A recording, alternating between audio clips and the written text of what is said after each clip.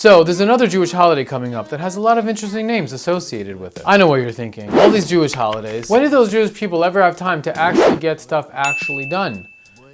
Well, it's a good question. I'll tell you. I don't know, but it's a tradition. The party must go on. Maybe that's why we always keep our heads covered. No, that's not it. But anyway, I think we're getting way off topic. So this holiday, although it's not as intense as Passover or whatever, it's still pretty significant. It's called Lag BaOmer. This is significant because there was this dude whose name was Rabbi Shimon Bar Yochai, who by the way pretty much authored the Kabbalah, and passed away. But it also marks the end of a plague that had killed nearly 24,000 colleagues of his, all of which were the students of Rabbi Akiva, who by the way only started studying the Torah by the age of 40 because water was dripping on a rock. That's pretty much the story. Can you explain a bit more? Oh, so I should explain more? Yeah, we want to know more. That's it. Like more detail? There's time?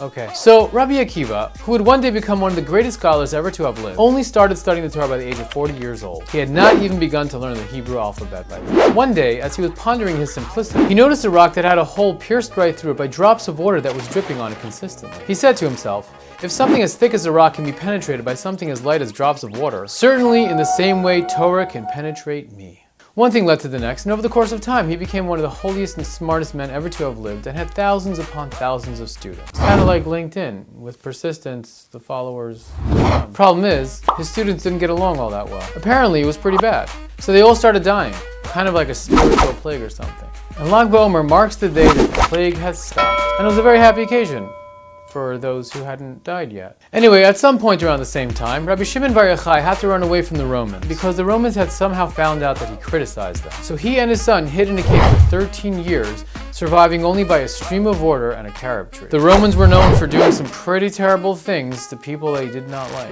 Anyway, when the threat was over and it was safe for him to come out of the cave, he had a hard time adjusting to reality. Kind of like any man that comes out of his cave. No, but really. He had attained such spiritual heights and lofty greatness, he couldn't understand why anybody would trade any of their time for anything other than spiritual pursuits. Not like any man who comes out of his cave. Legend has it, he saw a guy plowing his field. Fire came out of his eyes and burnt the guy up. Because he should be studying Torah, not plowing fields and stuff. Anyway, God told him to go back into the cave for another year. And he could only come out when he was able to tolerate that people not on his level were still okay. And a year later when he came out, he saw a dude collecting flowers for Shabbos, and he was like, oh, that's cool. So he was ready. He was good to go. He could leave. Anyway, this is significant because he was among the students of Rabbi Akiva who did not get along. That's why they all almost died and stuff. So when Rabbi Shimon Bar Yochai was cool with the flower collecting dude, it had shown on a great character achievement and a getting alongness of him. But really, Lag BaOmer is the day he had passed away, and it is a day of great celebration. Why, you may ask? Because he was a very holy man and lived his life in completion. So when someone on his super high spiritual level passes away, it's not looked at as the end, but as a completion, like perfection. And his holiness is celebrated. You should check out in Israel how they celebrate over him.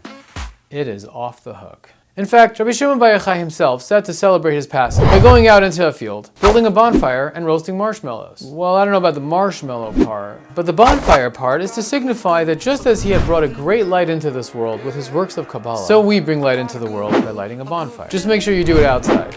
I once tried it inside and it didn't work out that well.